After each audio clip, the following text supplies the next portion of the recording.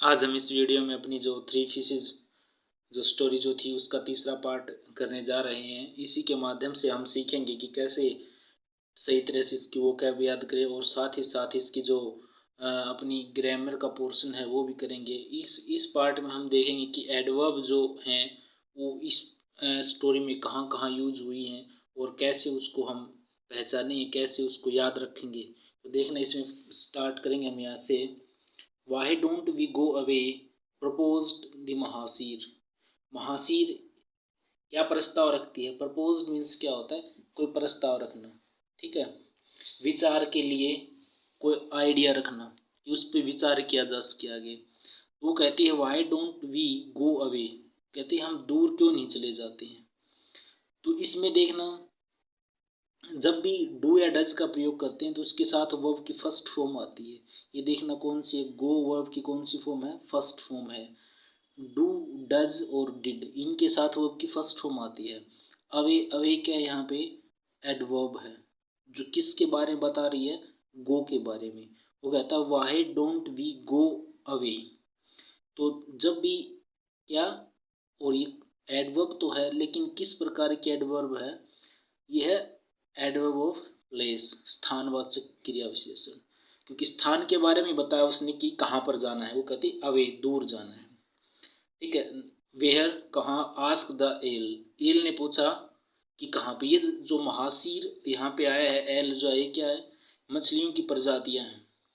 वो कहती है कहाँ पे? आस्क द एल, उसने पूछा। एंड हाउ, और कैसे, कैसे जाएंगे। We don't fly, we don't fly, ना तो हम उड़ सकते हैं। लाइक ब्रदर स्टोर को, जो अपना सार्स जो है भाई जो है उसकी तरह, ना तो हमें क्या उड़ना आता है। नाइदर, और न he can be trout on land, ना ही हम जमीन पर चल सकती हैं। ट्रोट मीन्स क्या होता है? तेज गति से चलना, वो भी छोटे छोटे कदम भर करके, छोटे छोटे डग भर करके चलना, उसको बोलते हैं ट्रोट, ठीक है। This lake is where we were born and this is where we are going to die. यही वो लेक है, झील है, जहाँ पर है वी वर बोर्न, हम पैदा हुए थे। बोर्न मीन्स क्या? पैदा होना। देखिए यहाँ पे वी वर बोर्न, ये देखिए वर्ब के वोज वर्ग के साथ थर्ड फॉर्म आई। इसका मतलब क्या? पेसिव वॉइस है। जब भी वोज वर्ग के साथ कौन सी फॉर्म आती है? वर्ब की फर्स्ट फॉर्म के साथ आईएनजी आती है वैसे तो नॉर्मली, लेकिन वो नहीं आकर के थर्ड फॉर्म आई है। इसका मतलब क्या हुआ? ये पेसिव वॉइस है।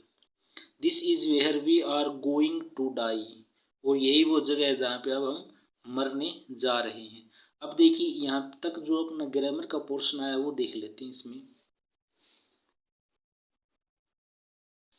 इसमें देखना, जो अपना पहला सेंटेंस आया था why don't we go away, इसमें देखना हमने लिख दिया है यहाँ पे डू, डज और डिड के बाद वर्ब की फर्स्ट फॉर्म का यूज होता है, ठीक है। हम याद रखेंगे हमेशा डू, डज और डिड आता है, उसके बाद वर्ब की फर्स्ट फॉर्म का यूज करेंगे। उसके बाद हमने कहा कि वी लिखा हमने। वी क्या होता है? वी होता है फर्स्ट पर्सन। आई और वी फर्स्ट पर्सन होते हैं, जिसमें क्या होता है? सब्जेक्ट खुद शामिल होता है, ठीक है। जो कोई बात कहता है वो करता है, उसमें वो खुद इन्वॉल्व रहता है, उसको इसकी पहचान की जाती है फर्स्ट पर्सन से। जैसे कहता है वी गो अवे, तो जाने में कौन शामिल है? ये खुद भी शामिल है, इसलिए क्या? फर्स्ट पर्सन हुआ। यू क्या होता है? सेकंड पर्सन होता है, ठीक है। सामने वाला जिससे बात कर रहे होते हैं उसको बोलते हैं सेकंड पर्सन। एक तो हम बात कर रहे होते हैं, हम फर्स्ट पर्सन हुए, और जिसके सामने बात कर रहे हैं वो सेकंड पर्सन हुआ। और ही, सी, दे थर्ड पर्सन होते हैं। जिसके बारे में बात की जा रही है उसको बोलते हैं थर्ड पर्सन, ठीक है। जिसके बारे में बात कर रहे हैं, जिसका जिक्र कर रहे हैं हम, उसके लिए होता है थर्ड पर्सन, उसको हम थर्ड पर्सन बोलते हैं, ठीक है। अब जैसे गो आया था तो गो की सेकंड फॉर्म वेंट और थर्ड फॉर्म गोन। अभी अभी क्या है यहाँ पे? एडवर्ब ऑफ प्लेस, हमने पहले बता चुके हैं हम इसके बारे में, स्थानवाचक क्रिया विशेषण जिसको बोलते हैं। अब देखिए और कौन कौन सी होती हैं, जैसे far, near, here, inside, everywhere, anywhere. इस प्रकार जो होती हैं ये एडवर्ब ऑफ प्लेस होती हैं। आउटसाइड, ठीक है। ये सारी की सारी क्या होती है? Adverb of place. इसलिए आप देखते ही पहचान जाओगे कौन कौन सी ये एडवर्ब और किस टाइप की है। प्रपोज्ड क्या होता है, कोई प्लान या सुजेशन होता है जो जिसके ऊपर विचार विमर्श किया जाता है, जिसके ऊपर विचार किया जाता है, ठीक, उसको बोलते हैं प्रपोज्ड। अब देखिए वेयर, वाहे, हाउ और व्हेन, ये क्या होते हैं, इंटेरोगेटिव एडवर्ब्स होते हैं, ठीक है। वाह, जैसे हम कहें कि वाहे आर यू सो लेट, ये हम स्पीकिंग पर्पज के लिए भी यूज कर सकते हैं। वाहे आर यू सो लेट, आप इतने लेट क्यों हैं, तो देखिए वाई आए इसके अंदर, तो इंटरोगेटिव एडवर्ब्स हैं।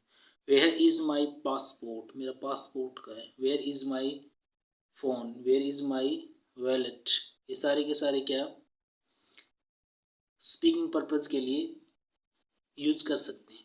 How are you, when does the train arrive, train कब पहुंचती, इस प्रकार सारे के सारे हम स्पीकिंग पर्पज के लिए कर सकते हैं।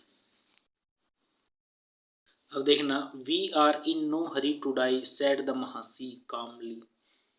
कामली क्या होता है, आराम पूर्वक कहना, शांत भाव से कहना, तो कहने का तरीका है ये, इसका मतलब क्या हुआ, एडवर्ब ऑफ मैनर, कहने का तरीका जो दिखाती है उसको बोलते हैं। देखो सैड ये वर्ब हुई, इसकी खासियत बता रही कौन, कामली, ठीक है।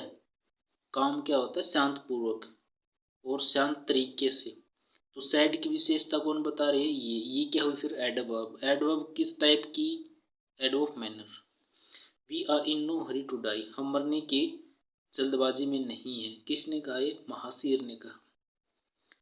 आई request brother stork to offer us some advice, मैं किससे रिक्वेस्ट करती हूँ भाई सार्स से, टू ऑफर हमें प्रदान करे, अस हमें, ऑफर क्या होता है प्रदान करना, देखिए टू ऑफर क्या होता है प्रदान करना, अस हमें, सम कुछ, एडवाइस सलाह, ठीक है। ये जो ADVIC होती है ये क्या है, यह है नाउन। जब हम कहते हैं कि ADVISE, ये क्या होती है, वर्ब होती है, ठीक है। तो देखिए ये यहाँ पर दो ऑब्जेक्ट हैं, एक तो है अस और एक है सम एडवाइस। अस क्या है यहाँ पे इनडायरेक्ट ऑब्जेक्ट है और ये क्या है डायरेक्ट ऑब्जेक्ट है। इनडायरेक्ट ऑब्जेक्ट कौन सा होता है, जिसके बगैर, जो जिसको यूज ना करें तब भी काम चल जाए, तो वो कौन सा होता है, इनडायरेक्ट ऑब्जेक्ट। और डायरेक्ट कौन सा होता है, जिसको प्रयोग ना करें तो अर्थ नहीं निकलता है। जैसे मैं कहूँ I request brother stork to offer us, हमें प्रदान करें, और सम एडवाइस यूज ना करें तो क्या प्रदान करें, कुछ पता नहीं चला। अब अस को हटाओ, I request brother stork to offer some advice, कोई दिक्कत नहीं है, बिल्कुल अर्थ निकल रहा है इसका। ही ट्रेवल्स, वो यात्रा करता है, फार दूर, अब देखिए फार क्या है, adverb place. Has seen a lot, उसने काफ़ी ज़्यादा देख चुका हो, एंड नोज मच, और बहुत ज़्यादा जानता है। ए लॉट भी क्या है यहाँ पे, एडवर्ब है, ठीक है, और मच भी क्या है यहाँ पे, एडवर्ब है। लेट अस हियर, आओ सुनते हैं, व्हाट ही हैज़ टू से, उसे क्या कहना है, किसको, सार्स को, ठीक है। अब देखिए इसमें ग्रामर पोर्शन क्या है, इसके अंदर थोड़ा सा और देख लेते हैं, एक लाइन उसमें। फाइनली, फाइनली भी क्या है, एडवर्ब है। The stock spoke again, again भी क्या है, एडवर्ब। एडवर्ब कौन सी, फ्रीक्वेंसी, फ्रीक्वेंसी होती है बारंबारता, दोबारा से कहा, जैसे वंस, ट्वाइस, थ्राइस, इस प्रकार कौन सी होती है, एडवर्ब फ्रीक्वेंसी होती है। इट इज़ ट्रू, ये सत्य है, that you neither fly nor run, ना तो आप उड़ सकती हो और ना ही आप भाग सकती हो, बट यू कैन स्विम, लेकिन आप तैर सकती हो, and you need to swim too, और आपको ज़रूरत है तैरने की, टू अनोदर लेक, दूसरी झील के अंदर, ठीक है। अब देखना इसका ग्रामर पोर्शन। अब देखना हमने कहा था ट्रोट, ट्रोट क्या होता है, तेज चलना, छोटे डग भरते हुए। नाइदर मीन्स क्या होता है, न यह न वो, दो में से कोई भी चीज़ न होना। कामली क्या होता है, शांत भाव से, शांतिपूर्वक। ये एडवर्ब ऑफ मैनर है, जिसको तरीका या विधि भी बोलते हैं। जैसे ही वॉक्स स्लोली, वो चलता है धीरे धीरे, तो वॉक्स किस पे विशेषता कौन बता रहा है, स्लोली, तो स्लोली क्या है, adverb of manner. They fort bravely, वो लड़े। कैसे लड़े? लड़ने का तरीका क्या था? ब्रेवली, बहादुरी पूर्वक। तो ये क्या तरीका बता रहा है? तो ये एडवर्ब ऑफ क्या हुई? मैनर हुई। ठीक है, ये आइदर और नाइदर ये डिस्ट्रीब्यूटिव एडजेक्टिव होते हैं और प्रोनाउन भी होते हैं, दोनों होते हैं। ये कब डिस्ट्रीब्यूटिव एडजेक्टिव होते हैं और कब प्रोनाउन होते हैं? तो देखो, जब नाउन के साथ प्रयोग होता है तो तब बोलते हैं इसको डिस्ट्रीब्यूटिव एडजेक्टिव। जब बिना नाउन के प्रयोग होता है तब होता है डिस्ट्रीब्यूटिव प्रोनाउन। ठीक है, जैसे इसमें है नाइदर बॉय इज हैंडसम। अब ये बॉय क्या है? नाउन है और इसके साथ नाइदर प्रयोग हुआ है, इसका मतलब क्या है? अब ये डिस्ट्रीब्यूटिव एडजेक्टिव है।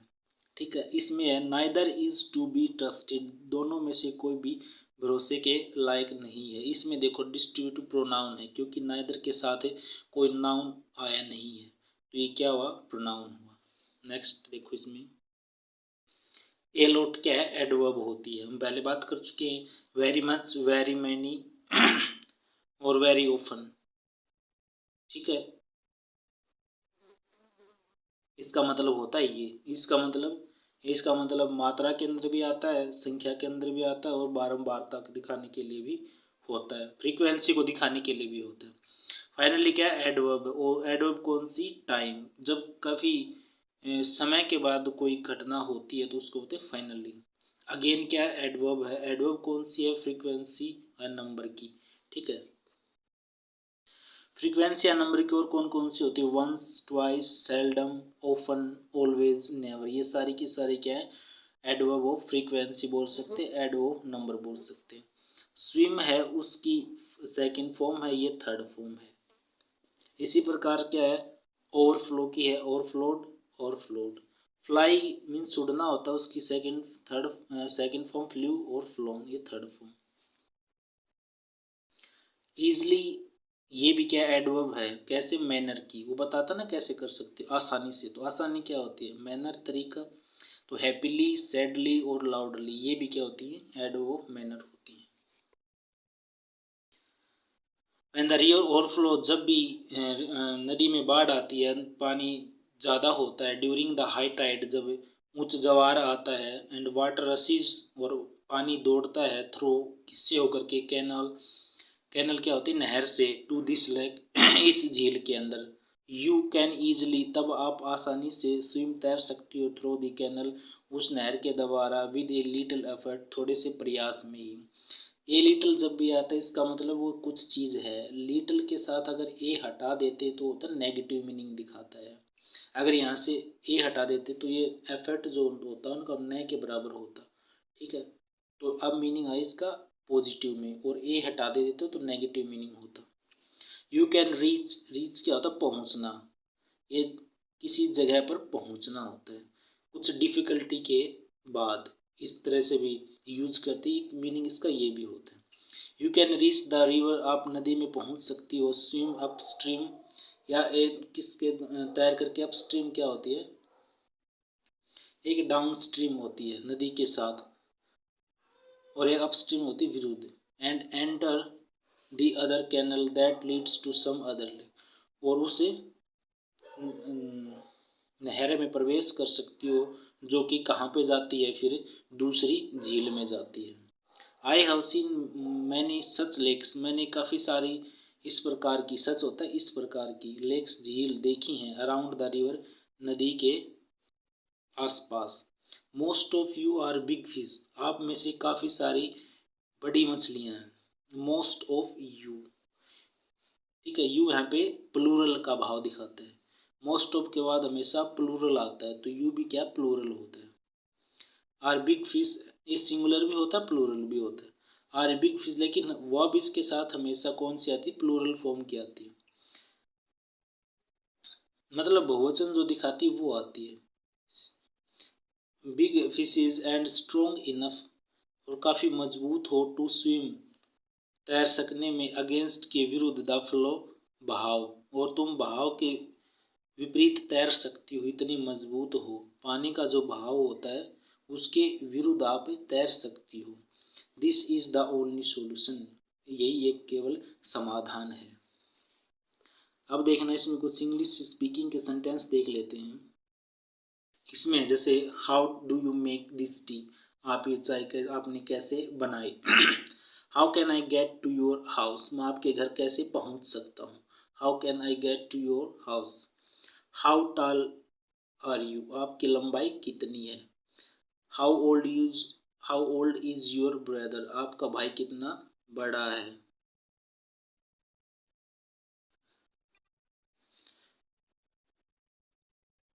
काफी अच्छे सेंटेंस हैं इसमें। हाउ एंग्री इज मदर, माँ कितनी गुस्से में है। How many people are coming to the party, party में कितने लोग आ रहे हैं। How much flour do I need, मुझे कितने आटे की जरूरत होगी। How much are these tomato, मतलब इन टमाटोज का क्या भाव है। How much are these tomatoes. How quickly can you read this, आप कितनी तेजी से इसको पढ़ सकते हो। लास्ट इसमें how often do you go to Delhi, आप कितनी बार दिल्ली जाते हो, मतलब how often do you go to Delhi. ठीक है, इस प्रकार के सेंटेंस जो होते हैं हमें काफ़ी हेल्प करते हैं बोलने में। तो आज की वीडियो में इतना ही काफ़ी है, फिर नेक्स्ट मिलेंगे कुछ अलग वोकैब के साथ है, ग्रामर के साथ और स्पीकिंग पर्पज़ के जो सेंटेंसेज हैं उनके साथ। थैंक्स।